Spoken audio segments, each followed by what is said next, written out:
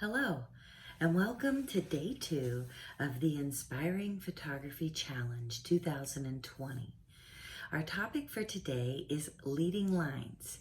So we are going to learn how to use leading lines in the composition of our image. So what are leading lines? Why do we need to use them?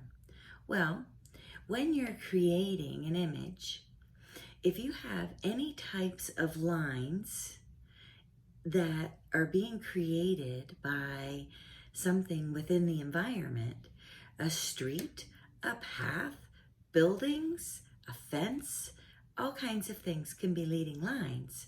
It's really awesome when you can figure out how to incorporate them into your image. So that's what a leading line is. But why use a leading line? Well, when you use your leading lines correctly, you bring your viewer's eye right to the subject that you want them to see in the image. So we want to make sure that you don't confuse leading lines with paths, because if the path in your image is not leading to a point of interest, it just disappears, it may confuse the viewer, because you might have something else in that image that you want them to pay attention to, that you want them to see.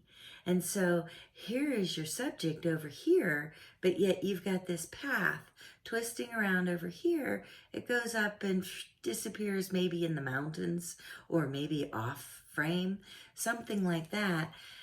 That's not a leading line. Then it's just a path. But if you could use that path to come in and wind around and come up and point to your subject, then you're using it as a leading line. So we want to make sure that we try to keep that in our thought whenever we are creating an image, that whatever lines we have in the image, that they're pointing towards the subject or leading toward the subject that we want our viewer to be paying attention to. Because remember, if they're not leading to our subject, they can become a distraction to our viewer. And we definitely don't want that. So that is our challenge for today, is leading lines. Go outside, try to find something that's going to lead to a subject. Maybe there's a path and there's a really pretty tree at the end of the path. Maybe there's a street with a really awesome building at the end of the street.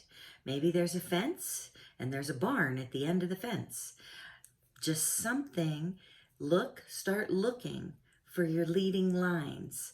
Look for sidewalks. Like I said, look for fences. It could be buildings. And you have to get creative and use your imagination. But that's your challenge for today. And I just want to say that yesterday's images were awesome and spot on. So thank you, and I will see you guys tomorrow.